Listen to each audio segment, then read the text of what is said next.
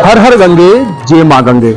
हिंदू धर्म शास्त्रों में गंगा दशहरे का विशेष महत्व होता है। मान्यता है गंगा दशहरे के दिन ही मां गंगा पहली बार पृथ्वी पर अवतरित हुई थी। आखिर क्या है गंगा के अवतरण की कहानी, हमारे साथ मौजूद है तीर्थ पुरोहित उज्जवल पंडित जी। बहुत बहुत स्वागत है आपका तिलक पत्रिका पे। पंडित जी, सबसे पहले तो आप ये बताइए, गंगा दशहरे के दिन मां गंगा पृथ्वी पर अवतरित जो हुई थी, इसकी क्या कहानी? पहले तो आपके दर्शकों को गंगा के अवतरण दिवस अर्थात गंगा दशहरे की बहुत बहुत बधाई एवं शुभकामनाएं। गंगा का ये जो पर्व है, ये वर्ष भर होने वाले गंगा स्नान में सबसे बड़ा पर्व कहा जाता है।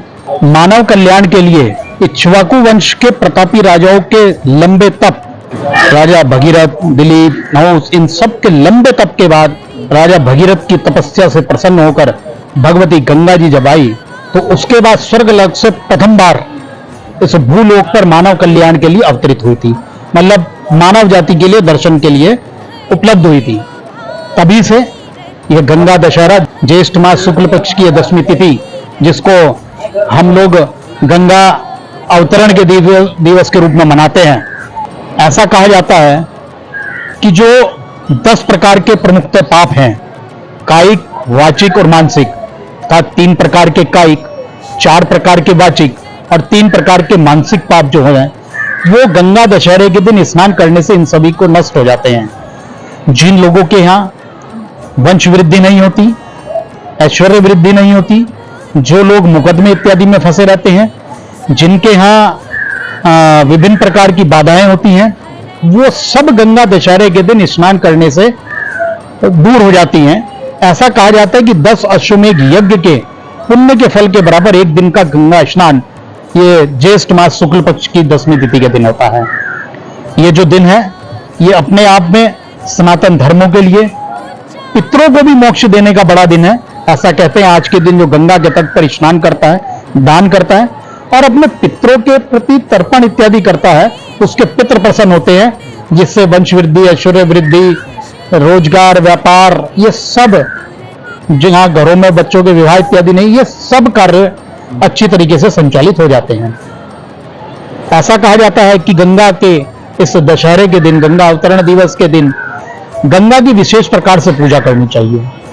वो पूजा कैसी करनी चाहिए कि हमें 10 प्रकार की मिठाई, 10 प्रकार के फल, 10 पान के पत्ते, 10 लौंग, 10 इलायची, 10 सुपारी और अबीर, गुलाल, गुलाबी रंग का गुलाल, लाल गुलाल, विभिन्न प्रकार के जो सामग्रियां हैं, इनसे भगवती गंगा जी का 11 किलो दूध के साथ गंगा जी का पूजन करना चाहिए। ये सब चीजें गंगा के विशेष प्रकार के पूजन से आपके जीवन में बड़ा लाभप्रद करती है। पंडित जी, गंगा दशहरे पे कितनी डुबकी अगर श्रद्धालु लगाए जो उन्हें पुण्य की प्राप्ति और उनके पूर्वजों को भी मोक्ष की प्राप्ति मिल सके? देखिए, वैसे तो 108 कम से कम डुबकियां लगानी चाहिए, लेकिन आपकी क्षमता है पुण्यात्मक के हिसाब से, जैसा मैंने कहा 10 पापों का जो नष्ट होते हैं, तो 10 डुबकियां कम से कम लगानी चाहिए, क्योंकि 3 हमारे कायिक, 4 वाचिक और 3 मानसिक पाप, मतलब काया द्वारा, वचनों द्वारा, वाणी द्वारा, शरीर द्वारा और मन द्वारा, ये जो इस प्रकार के पाप हमारे से जाने अनजाने हो जाते हैं, उन विशेष पापों का नाश अर्थात की ह्रास होता है। वो ये 10 स्नान अवश्य करने चाहिए। उसके अलावा अपने पितरों के प्रति स्नान, अपने जितने परिवार के सदस्य हैं उनके लिए एक डुबकी और अपने गुरु के लिए विशेष प्रकार से डुबकी लगानी चाहिए। पंडित जी, गंगा मनुष्य का कल्याण करने होती है, लेकिन कहीं ना कहीं हम मनुष्य ने भी गंगा को अपवित्र करा है। तो गंगा दशहरे के दिन हम क्या शपथ ले जो और मां गंगा स्वच्छ हो सके? देखिए, बड़ी दुर्भाग्य की स्थिति है कि जिस बहती हुई निधि को, जिसको हम जल कहते हैं, पानी नहीं कहते, और सनातन धर्म के लोग, ये मानव जाति इसको मां का दर्जा देती है, और एक और विदेशों में बहने वाली टेम्स जैसी और अन्य, चाहे लंदन की नदी हो, अमेरिका की नदी, जितनी भी विदेशों के अंदर बड़ी बड़ी नदियां, गंगा से भी बड़ी नदी है, लेकिन वहां की स्वच्छता, वहां का सौंदर्य, वहां के तटों की भव्यता वो कैसी है, और हमारे इस गंगा के तटों की जो दुर्दशा हम मानव जाति ने की है, वो इससे बड़ी दुर्भाग्यपूर्ण स्थिति नहीं हो जाए। ये हमें चिंतन करना पड़ेगा। वो कैसे करना पड़ेगा? उसमें हमारे बच्चों को संस्कारित बीज देने पड़ेंगे, उनको बताना पड़ेगा कि गंगा एक मंदिर का तट है, गंगा घाट पर जाकर कैसे कृत्य करने पड़ेंगे।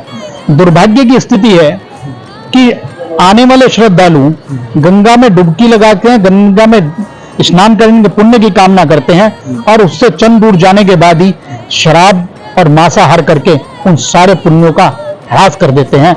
इसलिए ये जब तक हमारे शिक्षा में, जब तक हमारे पारिवारिक रहन सहन में, संस्कारों में, जब तक ये चीजें लिप्त नहीं होंगी तो निश्चित ये दुर्दशा हमें देखने को निरंतर मिलती रहेगी। बिल्कुल, जिस तरह से इनके द्वारा बताया गया है, गंगा दशहरे के दिन माँ गंगा पृथ्वी पर अवतरित हुई थी और इस दिन अगर कोई भी माँ गंगा का पूजन अर्चन करता है, माँ गंगा उनकी सभी मुरादों को पूरी करती है और साथ ही गंगा में डुबकी लगाने से उनके पितरों को भी मोक्ष की प्राप्ति होती है। देश के पहले धार्मिक न्यूज चैनल तिलक पत्रिका के लिए कैमरा पर्सन विशाल के साथ हरिद्वार से मैं आशु शर्मा।